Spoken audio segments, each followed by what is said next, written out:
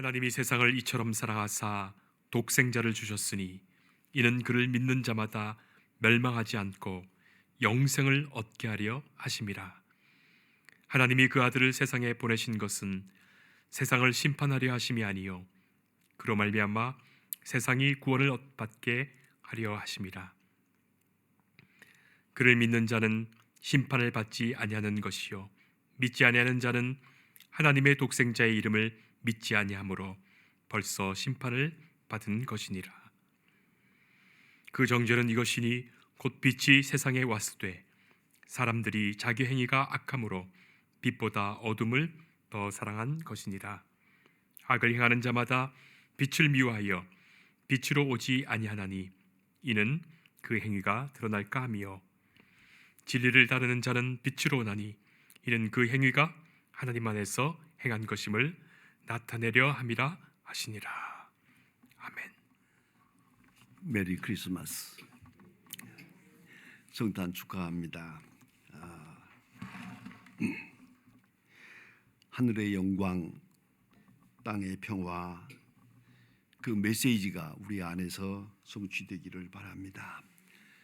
성탄이라고 하는 것은 한마디로 말하면 계시 사건입니다. 사건으로, 역사적 사건으로 나타난 계시된 말씀입니다. 그런 거로 이 사건 속에서 이 크리스마스에 대한 모든 이야기, 그 사건 속에서 하나님의 말씀을 들어야 되고 하나님이 우리에게 주시고자 하시는 메시지를 읽을 수 있어야 합니다. 이것은 귀로 들리는 말씀만 아닙니다. 이 사건, 베들레헴 사건, 동방박사 이야기, 그 모든 사건 속에서 하나님은 우리에게 말씀하고 계십니다. 그런 거로 이 계시 속에서 말씀을 보아야 하고 말씀을 들어야 하고 말씀에 감격해야 되고 또 말씀에 응답해야 됩니다. 이것이 성탄을 맞는 사람의 마음입니다. 그러면 도대체 이 크리스마스, 이 모든 이야기 속에 나타난 중심은 뭐냐? 이것은 하나님의 사랑입니다. 오늘 성경 말씀에 분명히 가르쳐 주셨습니다. 하나님이 세상을 이처럼 사랑하사 독생자를 주었다. 이처럼 사랑했다. 한번 생각합시다. 하나님이 우리를 사랑하십니다. 이처럼 사랑하십니다. 여러분 어떠할까요? 하나님이 우리를 사랑한다면 내게 돈을 줘야죠. 내게 건강을 줘야죠. 이 세계에 평화를 줘야죠. 코로나가 다 물러가야죠. 이게 하나님이 우리 사랑하는 거 아니에요? 그런데 성경은 그렇지 않습니다. 예수님 오신 당시에 지금보다 더 어려웠습니다. 전쟁이 있고 위험이 있고 질병이 있고 폭력이 있고 그 노예가 있고 세상이 상상할 수 없는 가장 어려운 세대. 역사가들은 말합니다. 예수님 오실 때가 이 인류 역사의 가장 비참한 시점이었다고. 그때 오십니다. 그러면 돈을 주고 건강을 주고 평화를 주고 자유를 줘야지. 이건 아니고 하나님이 세상을 이처럼 사랑하사 독생자를 주었다. 이것이 성경의 내용입니다. 그런 거로 하나님이 우리를 사랑한다. 그 사랑의 계시를 이 크리스마스 이야기 속에서 그 역사 속에서 들을 수 있어야 하고 느낄 수 있어야 하고 감격할 수 있어야 한다는 말입니다. 그런데 우리가 꼭 잊지 말아야 합니다. 사람이 사람 되는데, 한마디로 말하면 나쁜 사람이 좋은 사람 되는데, 아주 불량배가 새 사람 되는데, 사람이 사람 되는데 가장 중요한 조건이 뭐냐? 어떻게 하면 좋겠습니까? 사람이 사람 되기 위해서 돈을 줘야 돼요? 옷을 줘야 돼요? 명예를 권력을 줘야 돼요? 아니옵시다. 이상합니다. 돈이 생긴다고 사람이 되지 않습니다. 가난을 면했다고 해서 인간이 중생하는 게 아니옵시다. 여러분 잘 아시는 대로 평화가 왔다고 해서 여러분 평화가 오면 방탕해집니다. 엄청난 타락이 옵니다. 헤아릴 수 없는 그런 거로 하나님이 우리를 사랑했다. 그것은 때로는 고난을 통해서, 때로는 전쟁을 통해서, 때로는 질병을 통해서 하나님께서 사랑을 계시해 주십니다. 여러분 참 이상합니다. 인격이 변화한다는 거, 사람이 중생하는 거, 사람답게 사는 거, 물질적 환경의 변화로 인해서 오지 않습니다. 심지어는 건강했다고 되는 게 아닙니다. 더 중요한 것은 내 소원대로 된다고 사람이 달라지는 게 아니옵시다. 전혀 아니옵시다. 그러면 사람이 달라지고 사람이 중생하고 하나님이 하나님의 사람으로 바뀌는 데 있어서 가장 중요한 게 뭐냐? 사랑입니다. 사랑만이 사람을 바꿉니다. 사랑만이 사람을 중생하게 합니다. 사랑 외에 없다. 이게 크리스마스 메시지입니다. 사랑 외에는 없다. 사랑만이 사람을 바꾸는 것이다. 오직 사랑만이. 그런데 그 사랑이란 뭐냐? 그 다음 말이 중요합니다. 이것은 독생자를 보냈다. 그게 사랑이라는 거예요. 예수님께서 세상에 오셔서 말구유에 나시고 고난당하시고 십자가에 죽었어요. 이것이 사랑이라는 거예요. 이걸 보여주면서 내가 너를 사랑하노라. 이 메시지를 알아듣고 감격할 수 있어야 거기서 새 사람이 태어나는 것이에요. 참 묘한 것입니다. 사랑의 극치는 자기 희생입니다. 말로 사랑한다고 되는 게 아니에요. 물질적인 여건을 바꿔준다고 사랑이 되는 게 절대 아니옵시다. 이상하게 사랑은 희생만 통해서 이루어집니다. 희생을 통하지 않고는 절대 안 됩니다. 그 가장 어려운 문제, 사회적인 문제가 하나 있습니다. 세상에는 결혼하고 또 뭐 어머니가 먼저 세상을 떠나고 이렇게 해서 계모가 오고 그러잖아요.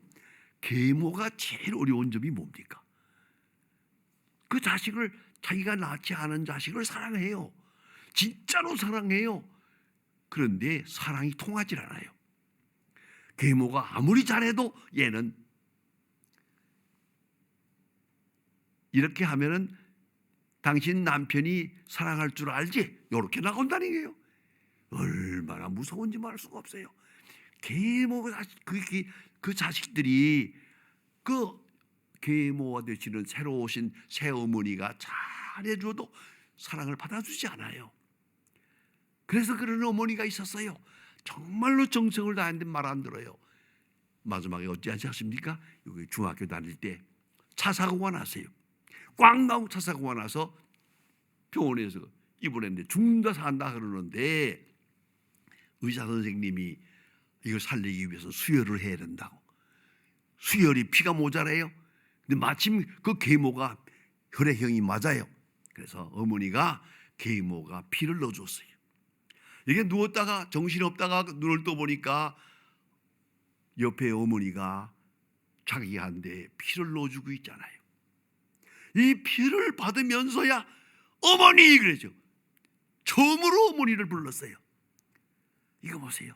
고난이라는 거, 세상에 고난이 많지만은 이 고난을 통해서 사랑의 커뮤니케이션, 사랑의 소통이 이루어지는 거예요. 잘 사는 집에는 이게 없어요. 심지어는 건강할 때도 이게 없어요. 진실한 사랑은 희생, 큰 희생 속에서만 이루어지는 거예요. 희생 속에서, 그 고난과 희생 속에서 사랑의 커뮤니케이션, 사랑의 소통이 이루어지는 거예요. 이게 신비로운 거예요. 성경은 그래서 우리에게 말씀해줘요. 하나님이 세상을 이처럼 사랑하사 독생자를 주었다. 이게 뭘 말하는 겁니까?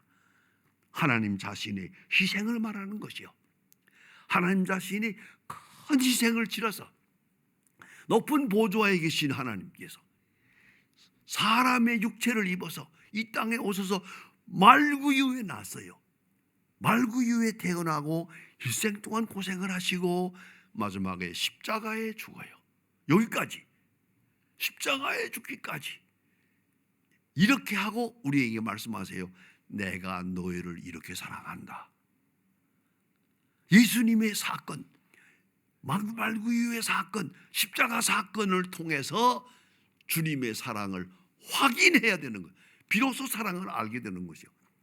이것밖에 없어요. 다른 길이 없다는 걸 잊지 말아야 합니다. 그 유명한 얘기가 있죠. 언젠가 한번 가브리엘하고 천사와 예수님과 대화를 했대요. 하늘나라에서 세상을 끌리 내려다보면서 이거 사람들이 핍박을 해요. 순교자가 나와요. 전쟁이 있어요. 고난이 있어요. 뭐 죄악이 이렇게. 가브리엘 천사가 예수님께 그랬대요.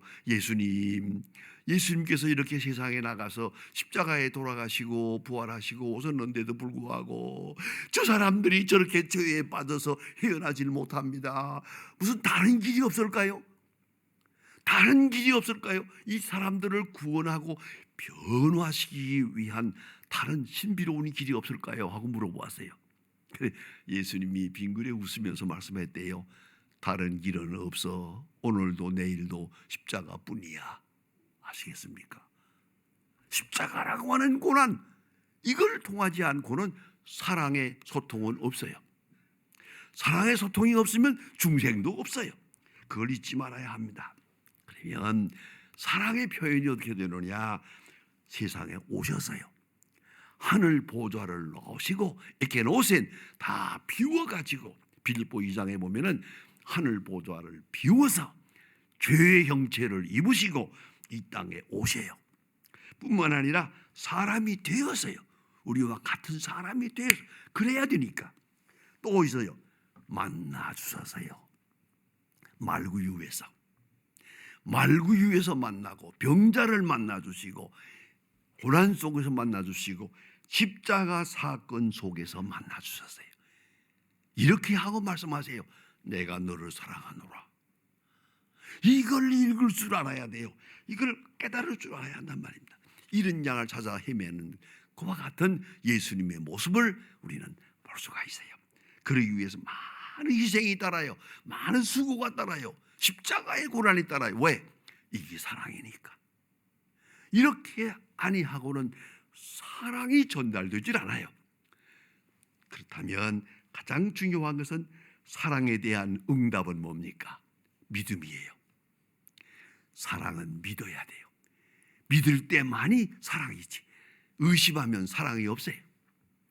이 세상에 어떤 사랑이라도 의심하는 자에게는 사랑이 될 수가 없어요. 부잣집 아이들 호화스럽게 살았다고 합시다. 사랑을 못 느껴요. 왜요? 어머니가, 부모님들이 수고하는 게 아니니까, 희생하는 게 없으니까 그 사랑의 소통이 끊어지는 거예요. 참으로 불쌍해요. 그래서 가난한 집 아이들이 커가지고 효자가 돼요. 부잣집 아이들은 효자가 없어요. 밤낮 유산만 내라고 그래요. 사랑 없어요. 자, 보세요. 사랑이라는 게 뭔가 상소주와 아가페, 사랑이라는 것이 꼭 고난 속에서만 소통이 이루어진다. 그러면 사랑은 믿어야 돼요. 의심하는 자에게는 사랑은 없어요. 절대로 없어요. 믿을 때만이 알아들을 수가 있어요. 사랑의 메시지를 내가 알 수 있어요. 요한복음 6장에 보면 베드로가 말합니다. 믿고 알았습니다. 믿으니까 알아졌습니다. 믿으니까 알게 되더라 하는 얘기예요. 믿음 자체가 그런 의미에서 소중합니다. 자, 여러분 다시 한번 생각해 보세요. 하나님께서 우리를 사랑하세요 뿐만 아니라 사랑을 믿도록 만드세요. 믿도록 환경을 만들어요. 믿도록 여건을 만들어. 그게 바로 사랑이요. 그게 고난이요. 그게 시련이지만, 그러나 믿게 하기 위해서, 사랑할 뿐만 아니라 사랑을 받아들이게 하기 위해서, 사랑을 인정하고 사랑을 믿게 하기 위해서 역사하세요. 고난 속에서. 그리고 가장 축복은 뭐겠습니까? 믿어지는 거예요. 여러분, 이거보다 복이 없어요. 가장 불행 거의 의심하는 거예요. 믿어지지 않는 거예요. 엄청난 사랑을 받으면서도 믿어지지 않아. 이것도 저것도 믿어지지 않아. 그리고 마지막에 이 세상에 사랑이 없다 그래요. 가장 비참한 사람이에요.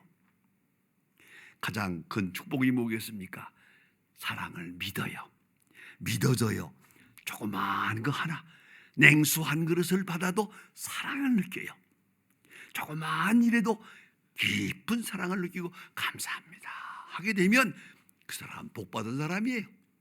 사랑은 믿음에서 오는 거예요. 믿을 때만이 사랑의 속성을 발휘하는 거예요.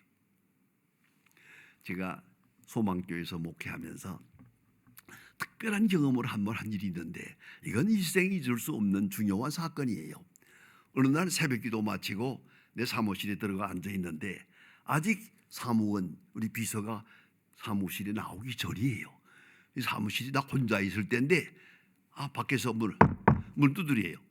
그 문을 열고 보았더니 웬 청년, 낯선 청년 하나가 거기 섰어요. 당신 누구요? 그랬더니, 목사님 놀라지 마세요. 지금 제가 안양교도소에서 출소해가지고 방금 이쪽으로 달려왔습니다. 제가 전과 칠범입니다. 감옥에 7번 간 사람이에요. 이 사람이 지금 출소해가지고 여기 왔어요. 그 왜 왔냐 그러니까, 목사님 만나러 왔습니다. 그리고 제가 소망교회 교인이기 때문에 왔습니다. 그래서 이 사람은 교인 아니잖아요. 근데 아니요. 그분이 말하는 말 들어보세요. 그 교도소에 이 스피커가 있어요. 방마다.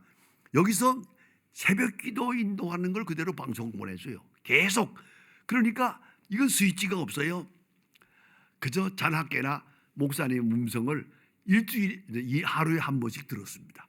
매일 설교를 들었습니다. 제가 여기서 1년 반 동안을 매일 설교를 듣고, 공교롭게 목사님이 와서 세례를 줬는데 내가 목사님으로부터 세례 받았습니다. 그럼 내가 소망교회 교인 아닙니까? 맞다고, 들어오라고. 그래 앉았어요. 반갑기도 하고. 그런데 아직도 이름도 모릅니다. 이 청년이 나에게 하는 말이고, 왜 왔냐 그랬더니, 목사님 직업 소개해 주세요. 여보세요, 내가 이 사람 이름도 몰라요. 전과 칠범이라는 것밖에 아무것도 몰라요. 이런 사람을 내가 어떻게 소개하겠어요? 그래서 내가 군색한 말을 해서요, 미안하지만 여기는 교회지 직업소개소가 아니야 그랬죠. 그랬더니 이 사람이 낙심을 하면서 말이에요, 내 그럴 줄 알아서요, 교회에서 사랑한다 말만 하지 진짜 사랑이 어디 있습니까? 난 사랑을 믿질 않아요. 우리 어머니가 나를 낳아서 고아원 앞에 내버렸대요. 고아원 앞에다 내버렸어요. 그 고아원 원장이 거두어가지고 고아원에서 자랐어요. 이렇게 해서 자라가지고 14살까지 자랐고요. 14살 된 다음에 담장 넘어가지고 도망을 해서 거리 청년이 돼가지고 불량배가 돼가지고 감옥에 들락날락하면서 오늘까지 살아온 거예요. 이 사람 하는 말 보세요. 내 어머니가 나를 낳아서 고아원에 버렸답니다. 어머니가 낳아서 자식을 버리는 세상인데 내가 버림받았는데 사랑이 어디에 있어요? 세상에 사랑이 어디에 있습니까? 이 소리 질러요. 그래서 내가 그렇구만, 자네 말이 맞아. 그러나 잘 생각해보게, 여기는 교회야. 함부로 생각하면 안 돼. 하나님 앞에서 자세히 내가 하는 말을 대답해보라. 내가 고아원 문 열고 들어갔냐? 누군가가 거두어 준 거 아니야. 내가 모르는 사람이 내가 우유 타먹었냐? 내가 기저귀 찼냐? 너도 모르는 사람, 그 누군가가 너를 우유도 먹여주고 기저귀 채워주고 옷 입혀주고 수고해 주어서 내가 큰 거 아니냐. 너하고는 아무 상관도 없는 사람들이 내게 사랑을 베풀어 주어서 그래서 지금 오늘까지 된 거 아니야. 너 언제 한번 돈 벌어봤냐? 언제 한번 농사 한번 해봤냐? 여기까지 지금 뭘 먹고 살았냐? 너야말로 다른 사람에 비해서 하나님의 사랑을 많이 받은 사람이야. 했더니요, 이 청년이요, 엉엉 울어요. 엉엉 울어요. 내버려뒀어요. 울라고. 한 10분 동안 울고 나서 하는 말이, 목사님 죄송합니다. 사랑 많이 받았어요. 제가 아버지 어머니 사랑은 못 받았지만은 고아원 원장이 나를 아들처럼 사랑해 주었고, 교회에서 여집사님들이 와가지고 크리스마스 때 와서 이렇게 파티도 해주고, 교회에서 청년들이 와가지고 노래도 불러주고, 기억되는 것만도 사랑을 많이 받았어요. 예, 사랑을 많이 받고 오늘이 있는 걸 알았습니다. 기도하자. 엎드려서 기도했어요. 그 다음에 일어나더니 아주 밝은 얼굴이 돼가지고 간다고 그래요. 야, 너 직장은 어떡하고? 했더니, 목사님, 내가 사랑받은 존재라는 걸 알았기 때문에 다시는 못된 짓 하지 않을 겁니다. 목사님 걱정하지 마세요. 비그레 웃으면서 나갔어요. 그걸 제가 일생 잊을 수가 없어요. 여러분, 사랑받지 않은 사람 어디에 있어요? 사랑 없이 내가 존재하지 않아요. 그런데 사랑이 없다고 해요. 사랑을 부정해요. 그리고 고독해해요. 절망해요. 아니죠. 사랑을 알아야죠. 하나님이 세상을 이처럼 사랑하사 독생자를 주었어요. 사랑을 알아야죠. 사랑을 깨달아야죠. 사랑에 감격해야죠. 그래야 할 때 하나님의 자녀가 되는 권세가 있다. 하나님의 자녀가 되는 권세를 얻게 된다. 자녀가 된다 그 말이죠. 여러분 꼭 잊지 마세요. 그러면 이 사랑이 뭘 의미하는 겁니까? 사람은요, 사랑받으면 얼굴이 달라져요. 사랑받는다 생각하는 순간에 내가 소중해져요. 두 사람이 연애를 해서요, 근데 아무래도 여자가 볼 때 남자가 그 마음에 안 들어요. 그런데 자꾸만 자기 사랑한다고 따라다녀요. 그래 마지막에 물어보세요. 내가 아무리 생각해도 마음이 아직 이끌리질 않는데 내가 뭐 좋아서 당신 나를 사랑한다고 그래? 내가 얼굴도 예쁜 거 아니고 재주가 좋은 것도 아닌데 왜 나를 사랑하느냐고 이렇게 물었어요. 그랬더니 남자가 빙그레 웃으면서 뭐라고 했는지 아세요? 신비로운 얘기예요. 잘 모르겠는데 나는 당신 옆에만 있으면 내가 소중해져. 당신하고만 안 나오면 내가 소중해지는 걸 느껴. 그래서 결혼하고 싶다고 결혼했어요. 여러분, 사랑이라는 게 뭡니까? 사랑하고 사랑받으면 소중해지는 거예요. 사랑하는 자도 보람을 느끼고 소중해지고 사랑받는 사람도 소중해져요. 이게 바로 사랑의 신비예요. 사랑의 묘한 묘약이에요. 사랑하고 사랑받고 나는 소중한 존재예요. 여러분, 사도 바울은 말합니다. 주께서 위하여 죽으신 형제를 식물로 망하게 하지 마라. 주께서 위하여 죽으신 형제. 여러분, 한 사람을 볼 때, 나를 볼 때도 주께서 나를 위하여 십자가에 돌아가신 그 지불된 대가에 의해서 나를 생각해야 돼. 이렇게 나는 소중한 존재예요. 이렇게 나는 귀한 존재예요. 그 자기 귀한 존재의 가치를 이렇게 느끼고 감사하면서 하는 그게 그리스도인이에요. 오늘 우리가 크리스마스를 맞아요. 성탄이요. 성탄이 뭔데요? 성탄과 함께 내가 태어나는 거예요. 내 가치관이, 내 존재의식이 소중하게 하나님 나를 사랑하시니 하나님이 세상을 이처럼 사랑하사 독생자를 줄 만큼 나를 사랑하셨어요. 그런 거로 나는 귀한 존재예요. 나는 소중해요. 하루하루 사는 게 다 소중한 것이야. 그것이 크리스마스의 이유예요. 존재 이유입니다. 우리가 먼 이야기를 축하하는 게 아니에요. 오늘 크리스마스를 통해서 하나님의 사랑을 확증해 주시는 거예요. 그 사랑이 믿어지고 확증되는 순간 내 존재가 소중해집니다. 거기에 행복이 있고 삶의 길이 있는 것입니다. 기도하십시다. 하나님 아버지, 해마다 성탄을 맞습니다마는 금년은 더욱더 코로나로 인해서 여러 가지 어려운 일이 있었으나 이 어려운 난국에 혼란한 가운데서 성탄을 맞게 되고 조용하게 주의 사랑을 확인하게 됨을 감사합니다. 하나님 아버지, 이 모든 고난과 시련이 우리에 향한 사랑이요, 사랑을 확증하기 위해서 우리에게 있어지는 사건임을 알고 다시 한번 하나님의 사랑을 확인하면서 그 은혜 안에 있는 나 자신을 발견하고 감사하는 새로운 존재로 태어나는 귀중한 성탄이 되게 하여 주시옵소서. 예수님의 이름으로 기도합니다. 아멘.